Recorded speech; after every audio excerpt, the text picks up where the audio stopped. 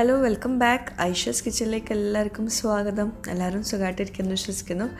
അപ്പോൾ ഇന്നൊരു half day വ്ളോഗാണ് ഷെയർ ചെയ്യുന്നത്. ഒരു ഉച്ച തൊട്ട് വൈകിട്ട് വരെയുള്ള കുറച്ച് കാര്യങ്ങളൊക്കെ ഇൻക്ലൂഡ് ചെയ്തിട്ടുള്ള ഒരു വ്ളോഗാണ്. അതുപോലെ തന്നെ ഈ ഒരു വ്ളോഗിൽ നല്ലൊരു റെസിപ്പി ഇൻക്ലൂഡ് ചെയ്യുന്നുണ്ട്. ഒരു അടിപൊളി പുഡിംഗ് ആണ്, ബ്ലാക്ക് ഫോറസ്റ്റ് പുഡിംഗ് ആണ് ഷെയർ ചെയ്യുന്നത്. അപ്പം എപ്പോഴും പറയുന്ന പോലെ തന്നെ വീഡിയോ മൊത്തത്തിൽ കണ്ടിട്ട് നിങ്ങളുടെ അഭിപ്രായങ്ങൾ താഴെ കമൻറ്റ് ബോക്സിൽ എഴുതി അറിയിക്കാനും മറക്കരുത്. പിന്നെ റെസിപ്പി എല്ലാവരും ട്രൈ ചെയ്ത് നോക്കാനും മറക്കരുത് കേട്ടോ. അപ്പോൾ ആദ്യം ഞാൻ ബ്ലാക്ക് ഫോറസ്റ്റ് പുഡിങ്ങിൻ്റെ റെസിപ്പി ഷെയർ ചെയ്യാം. അപ്പോൾ അതിനായിട്ട് ആദ്യം നമുക്ക് ബട്ടർ പേപ്പർ ഒന്ന് ഈ ബേക്കിംഗ് ട്രേയിലൊന്ന് സെറ്റ് ചെയ്ത് വെക്കാം. അപ്പോൾ അത് ഒരുപാട് പേര് മുമ്പത്തെ വ്ളോഗിലൊക്കെ ചോദിച്ചിട്ടുണ്ടായിരുന്നു അതെങ്ങനെ സെറ്റ് ചെയ്യാമെന്ന്. അപ്പോൾ നമ്മുടെ ബേക്കിംഗ് ട്രേയിൻ്റെ അളവനുസരിച്ചിട്ട് ബട്ടർ പേപ്പർ ഒന്ന് കട്ട് ചെയ്യണം. എന്നിട്ട് ഇതുപോലെ ഇങ്ങനെ ക്രോസ് ആയിട്ട് 2 പീസാക്കിയിട്ടാണ് ഞാൻ വെച്ച് കൊടുക്കുന്നത്. അപ്പോൾ ഇത് കുറേ പേർക്ക് അറിയുന്നുണ്ടാവും, എന്നാലും കുറച്ച് പേരൊക്കെ ചോദിച്ചിട്ടുണ്ടായിരുന്നു. അപ്പോൾ അതുകൊണ്ട് ഞാനൊന്ന് കാണിക്കാമെന്ന് വിചാരിച്ചു. എന്നിട്ട് അതിൻ്റെ മുകളിൽ ഒന്ന് ഗ്രീസ് ചെയ്ത് കൊടുക്കാം. സൺഫ്ലവർ ഓയിൽ കൊണ്ട് ഒന്ന് ഗ്രീസ് ചെയ്ത് കൊടുക്കാം. അപ്പോൾ ഇത്രയേ ഉള്ളൂ. അപ്പോൾ നമ്മുടെ ബട്ടർ പേപ്പർ സെറ്റായി, ട്രേ റെഡി ആയിട്ടുണ്ട്. ഇനി നമുക്ക് എന്തൊക്കെയാണ് ചേരുവകൾ വേണ്ടതെന്ന് നോക്കാം. ഞാനിപ്പോൾ ഇവിടെ 2 മുട്ട എടുത്തിട്ടുണ്ട്. ചെറിയ മുട്ട ആയതുകൊണ്ടാണ് 2 എടുത്തിട്ടുള്ളത്. റൂം ടെമ്പറേച്ചറുള്ള മുട്ട വേണം. പിന്നെ ന്യൂട്ടെല്ല ഒരു 400 ഗ്രാമിൻ്റെ ഒരു ബോട്ടിൽ നിറയെ എടുത്തിട്ടുണ്ട്. നമുക്കൊരു 1.5 കപ്പോളൊക്കെ വേണ്ടി വരും. അപ്പോൾ 400 ഗ്രാമിൽ ഞാൻ എത്ര എടുത്തിട്ടുള്ളതെന്ന് ഞാൻ കാണിക്കാം കേട്ടോ. അപ്പോൾ 400 ഗ്രാമിൻ്റെ ഒരു ബോട്ടിൽ വേണം ന്യൂട്ടെല്ലയാണ് നമുക്കിതിലേക്ക് മെയിൻ. ന്യൂട്ടെല്ല ബ്രൗണിയാണ് നമ്മൾ ആദ്യം ഒരു ബേസ് ആയിട്ട് ഉണ്ടാക്കുന്നത് കേട്ടോ. അപ്പോൾ അതിലേക്ക് നമുക്ക് ന്യൂട്ടെല്ല നിർബന്ധമാണ്. പിന്നെ ഒരു 3 ടേബിൾ സ്പൂൺ കറക്റ്റായിട്ട് തന്നെ മെഷർമെൻറ്റ്സ് കറക്റ്റാക്കി എടുക്കാം. 3 ടേബിൾ സ്പൂൺ മൈദപ്പൊടി എടുത്തിട്ടുണ്ട്. പിന്നെ ഒരു ടേബിൾ സ്പൂണ് കൊക്കോ പൗഡർ. അത് ഓപ്ഷണലാണ്. കൊക്കോ പൗഡർ നിങ്ങൾക്ക് വേണ്ട എന്നുണ്ടെങ്കിൽ 4 ടേബിൾ സ്പൂൺ മൈദപ്പൊടി എടുക്കാം കേട്ടോ. അപ്പം 3 ടേബിൾ സ്പൂൺ മൈദപ്പൊടിയും 1 ടേബിൾ സ്പൂണ് കൊക്കോ പൗഡറും പിന്നെ 2 ടേബിൾ സ്പൂണ് ചൂടുള്ള പാലും. അപ്പോൾ നമുക്ക് ഇനി ന്യൂട്ടെല്ല ബ്രൗണി റെഡിയാക്കി എടുക്കാം. ഈ ഒരു പുഡിങ്ങിൻ്റെ ബേസിനായിട്ടുള്ള ന്യൂട്ടെല്ല ബ്രൗണി റെഡിയാക്കി എടുക്കാം. അതിനായിട്ടൊരു ബൗൾ എടുത്തിട്ട് അതിലേക്ക് നമുക്ക് ഈ 2 മുട്ട ചേർത്ത് കൊടുക്കാം. മുട്ട റൂം ടെമ്പറേച്ചറിലായിരിക്കണം. ഫ്രിഡ്ജിൽ നിന്ന് എടുത്ത പാടന്നെ ഇതിലേക്ക് യൂസ് ചെയ്യാൻ പാടില്ല. കുറച്ച് നേരം പുറത്തൊക്കെ വെച്ചിട്ട് വേണം യൂസ് ചെയ്യാൻ. എന്നിട്ട് മുട്ട ഒന്ന് ചെറുതായിട്ടൊന്ന് മിക്സ് ചെയ്ത് കൊടുക്കാം. നമുക്ക് ഇതിലേക്ക് ഈ ഒരു മിക്സ് ഉണ്ടാക്കാൻ വേണ്ടി ബീറ്ററൊന്നും ആവശ്യമില്ല. ഇനി ഇതിലേക്ക് ഞാൻ 400 ഗ്രാമിൻ്റെ ന്യൂട്ടെല്ലയാണല്ലോ എടുത്തിട്ടുള്ളത്. ഇതുപോലത്തെ വലിയൊരു ബൗൾ ന്യൂട്ടെല്ലയാണ് എടുത്തിട്ടുള്ളത്. അതിൽ നിന്ന് നമ്മൾ കപ്പിലേക്ക് മെഷർ ചെയ്തിട്ട് എടുക്കുമ്പം ആ ഒരു കപ്പിലും കുറേ ന്യൂട്ടെല്ല ബാക്കിയാവും. അപ്പോൾ അതുകൊണ്ട് ഞാനിപ്പോൾ നേരിട്ട് ഇട്ട് കൊടുക്കാം കേട്ടോ. അതാ ഇത്രയും ബാക്കി വന്നിട്ടുണ്ട്. അപ്പോൾ ഒരു കപ്പും കുറച്ചുകൂടെ കൂടുതലുണ്ടാവും ന്യൂട്ടെല്ല. അപ്പോൾ നിങ്ങൾക്ക് മിക്സ് ചെയ്യുമ്പോൾ മനസ്സിലാവും. അപ്പോൾ നമ്മളിതിലേക്ക് ബട്ടറോ അല്ലെങ്കിൽ പഞ്ചസാരയോ ഒന്നും ചേർക്കേണ്ട എക്സ്ട്രാ. ഈ ഒരു ന്യൂട്ടെല്ല ഉണ്ടെങ്കിൽ നമുക്ക് ഈസി ആയിട്ട് ബ്രൗണി ഉണ്ടാക്കാൻ പറ്റും. അപ്പോൾ നന്നായിട്ട് മുട്ടയും ന്യൂട്ടെല്ലയും നന്നായിട്ട് മിക്സ് ചെയ്തെടുക്കണം. എന്നിട്ട് വേണം ബാക്കിയുള്ളതൊക്കെ ചേർത്ത് കൊടുക്കാൻ. അപ്പോൾ ഈ ഒരു കൺസിസ്റ്റൻസി വേണം നമുക്ക് ആദ്യം ഇത് രണ്ടും കൂടി മിക്സ് ചെയ്യുമ്പോൾ. അപ്പോൾ ഇത് നന്നായിട്ട് മിക്സ് ചെയ്ത് കൊടുത്ത ശേഷം ഇനി ഇതിലേക്ക് മൈദപ്പൊടിയും കൊക്കോ പൗഡറും കൂടി ചേർത്ത് കൊടുക്കാം. 3 ടേബിൾ സ്പൂണും മൈദപ്പൊടിയും 1 ടേബിൾ സ്പൂണ് കൊക്കോ പൗഡറാണ് വേണ്ടത്. പിന്നെ ഈ ബ്രൗണിയും ചോക്ലേറ്റ് കേക്കും കൂടിയുള്ള മെയിൻ ഡിഫറൻസ് എന്ന് പറയുമ്പോൾ ബ്രൗണി എന്ന് പറഞ്ഞാൽ ഭയങ്കര ചോക്ലേറ്റി ഫ്ലേവർ ആയിരിക്കും ഉണ്ടാവുക. പിന്നെ അതുപോലെ ഈ ചോക്ലേറ്റ് കേക്കിൽ നമ്മൾ ബേക്കിംഗ് പൗഡറും ബേക്കിംഗ് സോഡയും ചേർക്കുന്നതുകൊണ്ട് നല്ല ഫ്ലഫി ആയിട്ട് നല്ല സോഫ്റ്റ് ആയിട്ടുണ്ടാവും. കുറച്ചൊന്ന് പൊങ്ങിയൊക്കെ വരും. പക്ഷെ നമ്മൾ ബ്രൗണിയിൽ ബേക്കിംഗ് പൗഡറും ബേക്കിംഗ് സോഡയും ഒന്നും ചേർക്കില്ല. ഫ്ലാറ്റ് ആയിട്ട് ആയിരിക്കും ഉണ്ടാവുക ബ്രൗണി. അപ്പോൾ അതാണ് മെയിൻ ഡിഫറൻസ്. പിന്നെ ഇതിലേക്ക് അതൊക്കെ മിക്സ് ചെയ്ത് കൊടുത്ത ശേഷം നമ്മൾ ലാസ്റ്റായിട്ട് ആ ഒരു കൺസിസ്റ്റൻസി ഒന്ന് റെഡിയാക്കാൻ വേണ്ടിയിട്ട് നമ്മൾ 2 ടേബിൾ സ്പൂണ് നല്ല ചൂടുള്ള പാല് ചേർത്ത് കൊടുക്കുക കേട്ടോ. ചൂടുള്ള പാലിനെ വേണം. അപ്പോൾ ഇതെല്ലാം നന്നായിട്ട് മിക്സ് ചെയ്ത് കൊടുത്തു. അപ്പം നമ്മുടെ ബ്രൗണി മിക്സ്ചർ റെഡി ആയിട്ടുണ്ട്. ഇതാണ് ബ്രൗണിയുടെ ഒരു ബാറ്റർ. ഇനി നമുക്കിത് നമ്മൾ നേരത്തെ സെറ്റാക്കി വെച്ചിട്ടുള്ള ട്രേയിലേക്ക് ഒഴിക്കാം. അപ്പം ബ്രൗണിയും ചോക്ലേറ്റ് കേക്കും കൂടി ഏകദേശമുള്ള ഡിഫറൻസൊക്കെ മനസ്സിലായല്ലോ. പലർക്കുള്ള കൺഫ്യൂഷനാണ് ഒരു ചോക്ലേറ്റ് കേക്ക് കണ്ടാലും അതുപോലെ ബ്രൗണി കണ്ടാലും എന്തായിരിക്കും ഡിഫറൻസ് എന്നുള്ളത്. അപ്പം ബേക്കിംഗ് പൗഡറും ബേക്കിംഗ് സോഡയും ചേർക്കില്ല. പിന്നെ നല്ല ചോക്ലേറ്റി ഫ്ലേവർ ആയിരിക്കും ബ്രൗണിക്ക് ഉണ്ടാവുക. അപ്പോൾ നമുക്കിനി ബേക്ക് ചെയ്തെടുക്കാം. ഇത് ബേക്ക് ചെയ്യുന്നത് 150 ഡിഗ്രിയിൽ ഓവനിലാണ് ഞാൻ ബേക്ക് ചെയ്യുന്നത്. 150 ഡിഗ്രിയിൽ ഒരു 25 മിനിറ്റോളം നമുക്ക് ഇത് ബേക്ക് ചെയ്യേണ്ടി വരും. ഞാൻ ആദ്യം 20 മിനിറ്റ് ആയിരുന്നു വെച്ചിട്ടുണ്ടായിരുന്നത്. പിന്നെ ഒരു 5 മിനിറ്റും കൂടി ബേക്ക് ചെയ്തെടുത്തിട്ടുണ്ട്. അതായത് ഇതിൻ്റെ ടോപ്പ് ഒന്ന് എന്താ പറയുക, ഒരു ജസ്റ്റ് ഒരു ഭയങ്കര ഗോൾഡൻ കളർ ആവുന്നത് വരെ ഒന്ന് ബേക്ക് ചെയ്തെടുക്കേണ്ടി വരും. അപ്പോൾ ഇത് നിങ്ങൾക്ക് ഓവൺ ഇല്ലാതെയും ഞാൻ മുമ്പ് കേക്ക് ബേക്ക് ചെയ്തിരുന്നല്ലോ. ചോക്ലേറ്റ് കേക്ക് അല്ലെങ്കിൽ ബ്ലാക്ക് ഫോറസ്റ്റ് കേക്കൊക്കെ ഞാൻ ഓവൺ ഇല്ലാതെ എങ്ങനെ ബേക്ക് ചെയ്യേണ്ടതെന്ന് കാണിച്ചിട്ടുണ്ട്. അതിൻ്റെ ലിങ്ക് ഞാൻ പിന്നീട് കമൻറ്റായിട്ട് കൊടുക്കാം. അപ്പോൾ നിങ്ങൾക്ക് വേണമെങ്കിൽ ഓവൺ ഇല്ലാതെ ഇത് ബേക്ക് ചെയ്തെടുക്കാം കേട്ടോ. വളരെ ഈസി ആയിട്ടുള്ളൊരു ന്യൂട്ടെല്ല ബ്രൗണിയാണിത്. പെട്ടെന്ന് തന്നെ റെഡിയാക്കാം. ബേക്കിംഗ് പൗഡർ ബേക്കിംഗ് സോഡ ഒന്നും ആവശ്യമില്ല.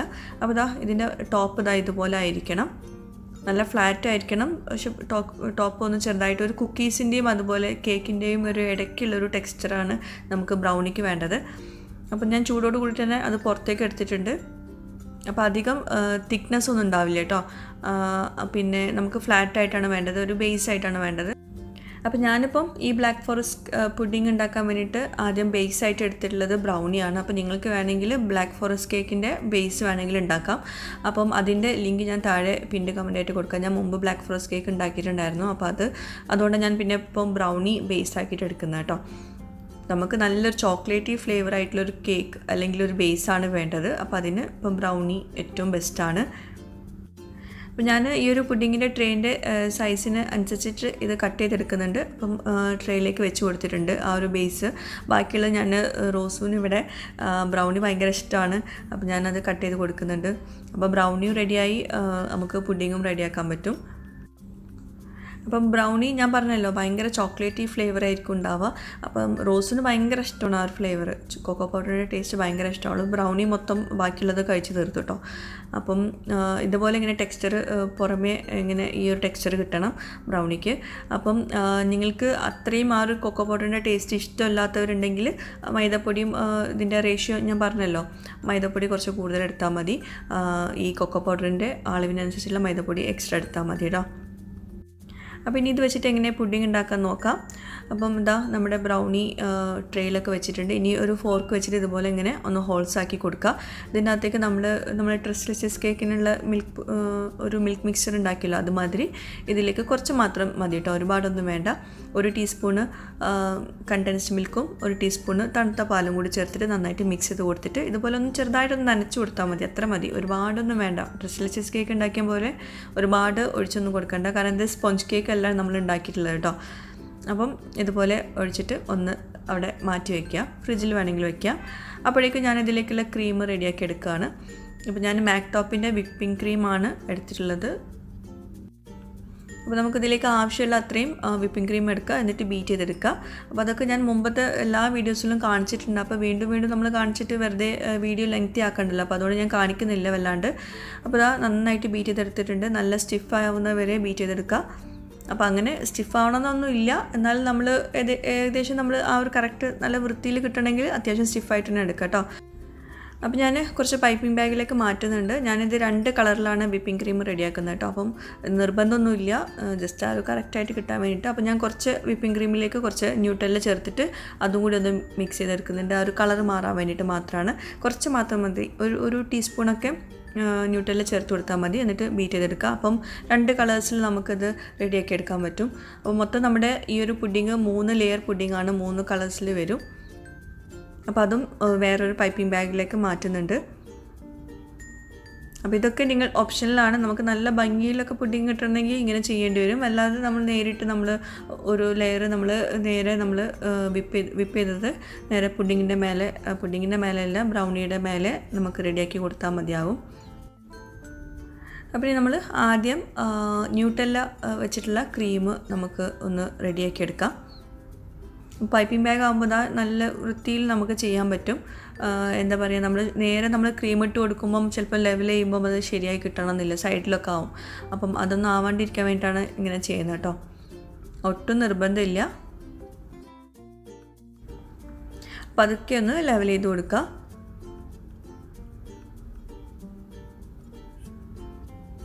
അപ്പോൾ ഒരു ലെയർ നമ്മൾ റെഡിയാക്കി എടുത്തിട്ടുണ്ട്. ഇനി നമുക്ക് വൈറ്റ് വിപ്പിംഗ് ക്രീം നമ്മൾ ന്യൂട്ടെല്ല ചേർക്കാത്തത് ഒന്ന് ഇതിൻ്റെ മുകളിൽ ഇതുപോലെ തന്നെ ചെയ്ത് കൊടുക്കുക.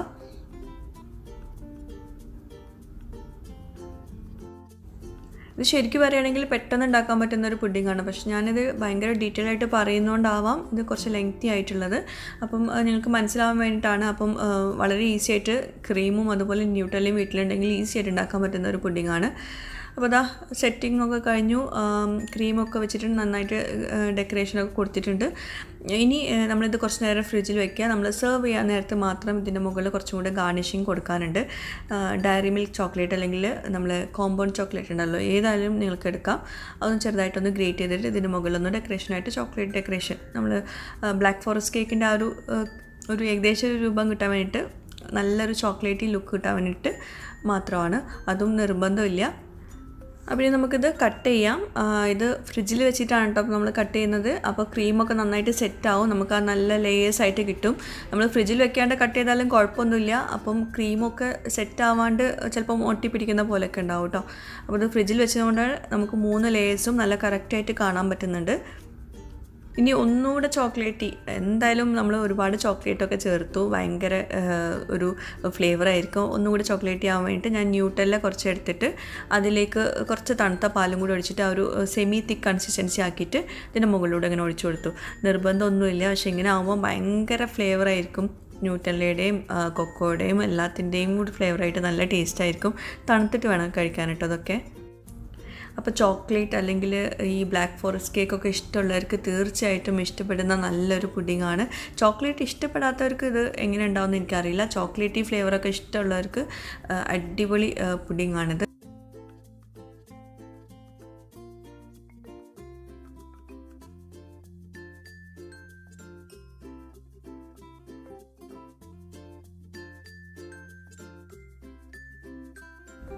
ബ്രൗണി ബേക്ക് ചെയ്യുന്ന സമയത്ത് ഭയങ്കര ഒരു മണമായിരുന്നു, ഇവിടെ റൂം മൊത്തം ഒരു മണമായിരുന്നു. അപ്പോൾ ഇത് നമുക്കൊന്ന് കട്ട് ചെയ്തിട്ട് എങ്ങനെയുണ്ട് നോക്കാം. നല്ല ചോക്ലേറ്റി ആയിട്ടുള്ളൊരു പുഡിങ്ങാണ്. അപ്പോൾ ചോക്ലേറ്റ്സൊക്കെ ഇഷ്ടമുള്ളവർ തീർച്ചയായിട്ടും ട്രൈ ചെയ്തിരിക്കേണ്ട ഒരു പുഡിങ്ങാണ്. ഒരുപാട് പേരിങ്ങനെ ചോക്ലേറ്റ് പുഡിങ് റെസിപ്പിയൊക്കെ ചോദിച്ചിട്ടുണ്ടായിരുന്നു, ഞാൻ മുമ്പ് ഷെയർ ചെയ്തിട്ടുണ്ട്. അപ്പം ഇത് കിഡിലൻ ചോക്ലേറ്റി പുഡിങ്ങാണ്. തീർച്ചയായിട്ടും ട്രൈ ചെയ്ത് നോക്കുക. എന്നിട്ട് എനിക്ക് ഫീഡ്ബാക്ക്സ് എഴുതി അറിയിക്കാനും മറക്കരുത്. അതുപോലെ ഞാൻ ഉണ്ടാക്കിയിട്ടുള്ള ചോക്ലേറ്റ് കേക്കിൻ്റെയും ബ്ലാക്ക് ഫോറസ്റ്റ് കേക്കിൻ്റെയും ഒക്കെ ലിങ്ക് ഞാൻ താഴെ പിൻഡ് കമൻറ്റായിട്ട് കൊടുക്കാം കേട്ടോ. പിന്നെ നമ്മുടെ ഈ ഒരു ചാനൽ നിങ്ങൾ കണ്ടിട്ട് ഇഷ്ടമാവുന്നുണ്ടെങ്കിൽ ദയവായിട്ടൊന്ന് സബ്സ്ക്രൈബ് ചെയ്യണേ. അവിടെ കാണുന്ന റെഡ് സബ്സ്ക്രൈബ് ബട്ടൺ ഒന്ന് പ്രസ് ചെയ്യുക. അതിൻ്റെ കൂടെ ചെറിയൊരു ബെല്ലൈക്കൺ ഉണ്ട്, അതുകൂടെ ഒന്ന് പ്രസ് ചെയ്യുക. അപ്പോൾ ദാ ഇതുപോലെ കാണാം, ഇതിൽ ഓൾ വേണം പ്രസ് ചെയ്യാൻ, എന്നാലേ നിങ്ങൾക്ക് നോട്ടിഫിക്കേഷൻസൊക്കെ കിട്ടുകയുള്ളൂ.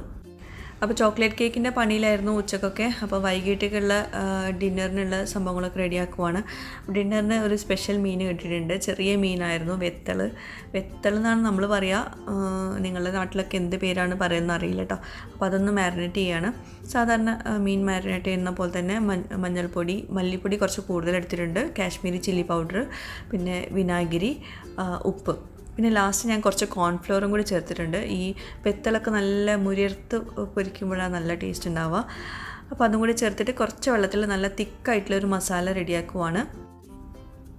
അപ്പോൾ മസാല റെഡിയായി. ഇതാണ് ഞാൻ പറഞ്ഞ വെത്തൽ. നമ്മുടെ നാട്ടിൽ അങ്ങനെയാണ് പറയാറ്, വേറെ എന്താ പേരാന്നുള്ളത് എനിക്കറിയില്ല കേട്ടോ. അപ്പം ഇത് നന്നായിട്ട് മാരിനേറ്റ് ചെയ്തിട്ട് നമുക്ക് ഇത് ഫ്രൈ ചെയ്യാൻ വയ്ക്കാം. കുറച്ച് നേരം ഇവിടെ മാരിനേഷന് നിൽക്കട്ടെ. അപ്പോൾ വൈകിട്ടേക്ക് ദോശയാണ് ഉണ്ടാക്കുന്നത്, നീർദോശയാണ് ഉണ്ടാക്കുന്നത്. അപ്പോൾ ദോശയുടെ കൂടെ മീൻ ഫ്രൈയും പിന്നെ ഒരു വെജിറ്റബിളായിട്ട് ഒരു സൈഡ് ഡിഷായിട്ട് നമ്മൾ പയർ മെഴുക്ക് പുരട്ടിയും കൂടി ഉണ്ടാക്കുവാണ്. അപ്പോൾ ഇങ്ങനെ ഒരു കോമ്പിനേഷൻ നിങ്ങൾ ആരെങ്കിലും കഴിക്കാറുണ്ടോ? കഴിച്ചിട്ടില്ലെങ്കിൽ ഒന്ന് കഴിച്ച് നോക്കൂ. കാരണം ഈ പയർ മെഴുക്ക് പുരട്ടിയതും അതുപോലെ ദോശയും നല്ല കോമ്പിനേഷൻ കേട്ടോ. പിന്നെ ഫിഷ് ഫ്രൈയും കൂടി ഉണ്ടാകുമ്പോൾ പിന്നെ പറയണ്ടല്ലോ, നല്ല ടേസ്റ്റാണ്. കറിയൊന്നും വേണമെന്നില്ല. പിന്നെ ഉച്ചത്തേക്ക് ഉണ്ടാക്കിയിട്ടുള്ള സാമ്പാർ ഉണ്ടായിരുന്നു, അപ്പോൾ അതും കൂടി വെക്കുന്നുണ്ട്. പിന്നെ നമ്മുടെ ഗോൾഡൻ പ്ലേ ബട്ടൺ ഇപ്പം എൻ്റെ കയ്യിൽ കിട്ടിയിട്ട് ഇപ്പോൾ 4 മാസം കഴിയാനായി. ഇപ്പോഴാണ് ഇക്കാക്ക് ഒന്ന് ഫ്രീ ആയത് അതൊന്ന് ഹാങ് ചെയ്ത് തരാൻ വേണ്ടിയിട്ട്. ഞാൻ 4 മാസം കഴിഞ്ഞ് 4 മാസമായിട്ട് പിന്നാലെ നടക്കുവാണ് ഇതൊന്ന് ഹാങ് ചെയ്ത് തരുമെന്ന് ചോദിച്ചിട്ട്. അപ്പം നിങ്ങൾ വിചാരിക്കും എന്തുകൊണ്ട് എനിക്ക് ചെയ്തുകൂടാന്ന്. ഞാൻ ഈ ഡ്രില്ലിങ് മെഷീനൊന്നും ഞാൻ ചെയ്യാറില്ല. അപ്പം അതൊക്കെ ഇക്കയാണ് ചെയ്യാറ്. അപ്പോൾ ഇക്ക ഫ്രീ ആകുമ്പോൾ ചെയ്തുതരാമെന്ന് പറഞ്ഞിട്ട് ഇതാ ഇപ്പോഴാണ് ഫ്രീ ആയത്. 4 മാസമായിട്ട് ഇപ്പോഴാണ് അതൊന്ന് ഹാങ് ചെയ്യുന്നത് കേട്ടോ. ഇത്രയും കാലം അത് ആ ഒരു ബോക്സിൽ തന്നെ ഇരിക്കുമായിരുന്നു. അപ്പം സിൽവർ പ്ലേ ബട്ടൺ മുമ്പ് ഹാങ് ചെയ്തിരുന്നത് ഹാളിലായിരുന്നു. അപ്പം അത് അവിടെ നിന്ന് എടുത്തിട്ട് ഇത് രണ്ടും കൂടി ഒരുമിച്ച് വെക്കാമെന്ന് വിചാരിച്ചു. അപ്പം ഇത് കോറിഡോറിലാട്ടോ വെക്കുന്നത്.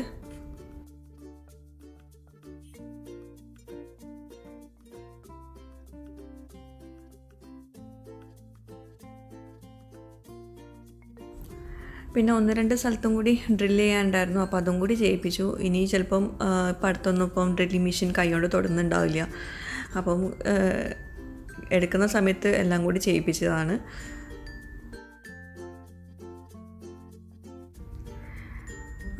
ചെറിയൊരു ചെരിവുണ്ടെന്ന് തോന്നുന്നു. അത് ഡ്രില്ല് ചെയ്ത ശേഷമാണ് ശ്രദ്ധിച്ചത്. ചെറിയൊരു വലത്തേ ഭാഗത്തേക്ക് ചെറുതായിട്ടൊന്ന് ചെരിവുണ്ട്. അപ്പോൾ ഇനിയിപ്പോൾ ഒന്നും ചെയ്യാൻ പറ്റില്ല. അപ്പോൾ അതങ്ങനെ തന്നെ വെച്ചു. പിന്നെ രണ്ടാമത്തെ നമ്മുടെ സിൽവർ പ്ലേ ബട്ടൺ അത് പിന്നെ ശരിക്കും ഒന്ന് നോക്കിയിട്ടാണ് അളന്നിട്ടൊക്കെയാണ് വെച്ചത്.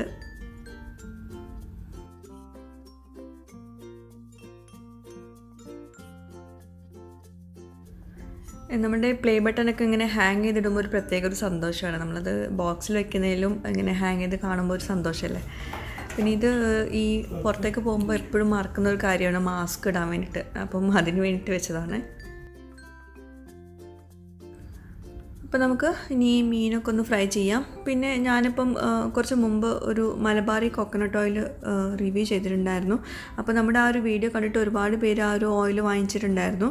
അപ്പോൾ ഇപ്പം അവർ എന്നെ കോൺടാക്ട് ചെയ്തിട്ട് പറഞ്ഞിട്ടുണ്ട് നമ്മുടെ വീഡിയോ കണ്ടിട്ട് ഒരുപാട് പേര് ഇപ്പോഴും ഡെലിവറി ചെയ്യുമെന്ന് ചോദിക്കുന്നുണ്ട്. അപ്പോൾ തൽക്കാലം അവർ ഹോം ഡെലിവറി നിർത്തി വെച്ചിട്ടുണ്ട്. അതൊന്ന് വീഡിയോയിലൊന്ന് പറയാൻ പറഞ്ഞിട്ടുണ്ട്.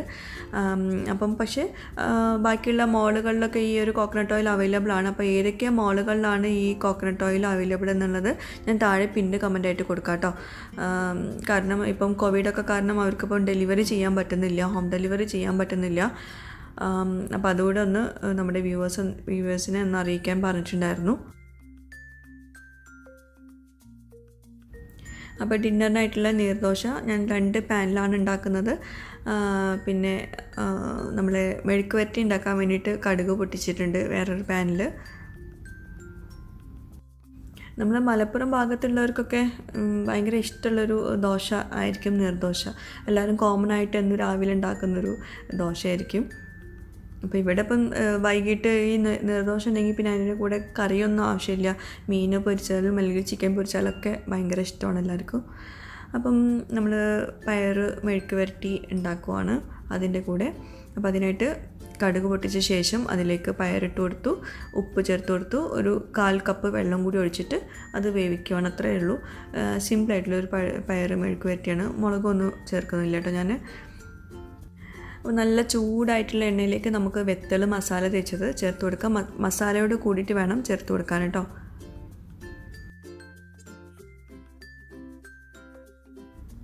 പിന്നെ ഇതുപോലെ വെത്തലൊക്കെ നമ്മൾ ഫ്രൈ ചെയ്യുമ്പോൾ എപ്പോഴും നല്ല മസാലയോട് കൂടിയിട്ട് വേണം ഫ്രൈ ചെയ്യാൻ. എന്നാലേ നല്ല ടേസ്റ്റ് ഉണ്ടാവുള്ളൂ. നല്ല ക്രിസ്പി ആയിട്ട് കഴിക്കാൻ വേണ്ടിയിട്ട് നല്ല മസാലയോട് കൂടിയിട്ട് വേണം ഫ്രൈ ചെയ്യാൻ. അതുപോലെ ചൂടുള്ള എണ്ണയിലേക്ക് തന്നെ ഇട്ട് കൊടുക്കുക, എന്നാലേ നല്ല ക്രിസ്പായിട്ട് കിട്ടുള്ളൂ. അപ്പോൾ ഇതാ എല്ലാം കൂടി ഒരുമിച്ച് റെഡിയാക്കുവാണ്. നമ്മുടെ G-Passൻ്റെ കുക്കിംഗ് റേഞ്ച് ഗിഫ്റ്റായിട്ട് കിട്ടിയതുകൊണ്ട് അടിപൊളിയാണ്. ഇപ്പോൾ ഭയങ്കര ഫാസ്റ്റായിട്ട് കുക്കിങ്ങൊക്കെ കഴിയുന്നുണ്ട്. അപ്പോൾ ഫിഷ് നമുക്ക് മറിച്ചിട്ട് കൊടുക്കാം. ഒരു വശം ഏകദേശം കുക്കായി കഴിഞ്ഞാൽ മറിച്ചിട്ട് കൊടുക്കുക.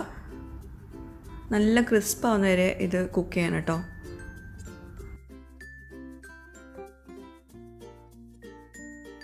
അപ്പോൾ നമ്മൾ വെത്തൽ ഇപ്പോൾ നല്ല ക്രിസ്പായിട്ട് ഫ്രൈ ചെയ്തെടുത്തിട്ടുണ്ട്. ഇനി രണ്ടാമത്തെ ബാച്ച് ഇട്ട് കൊടുക്കുക.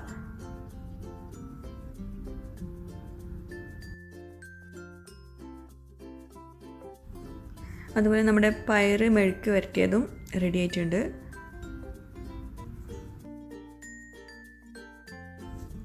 അപ്പോൾ നല്ല ക്രിസ്പായിട്ട് ഫ്രൈ ചെയ്തിട്ടുള്ള വെത്തലും നീർദോശയും പയർ മെഴുക്ക് വരട്ടിയും നല്ല കട്ടൻ ചായയും സാമ്പാറും ആണ് ഇന്നത്തെ നമ്മുടെ ഡിന്നർ. കട്ടൻ ചായ ഇക്കാക്ക് മാത്രമേ ഉള്ളൂ. ഞാൻ ഡയറ്റിങ്ങിൽ തന്നെയാണ് ഇപ്പോഴും. അപ്പോൾ ഇന്നത്തെ ഈ ഒരു വീഡിയോ വ്ളോഗ് എല്ലാവർക്കും ഇഷ്ടമായിട്ടുണ്ടാവുമെന്ന് വിശ്വസിക്കുന്നു. ഇഷ്ടമായാലും ഇല്ലെങ്കിലും താഴെ കമൻറ്റ് ബോക്സിൽ നിങ്ങളുടെ ഫീഡ്ബാക്ക്സ് എഴുതി അറിയിക്കുക. പുതിയൊരു വീഡിയോയുമായിട്ടും വ്ളോഗുമായിട്ടൊക്കെ വരുന്നവരേക്കും ബൈ. Thank you.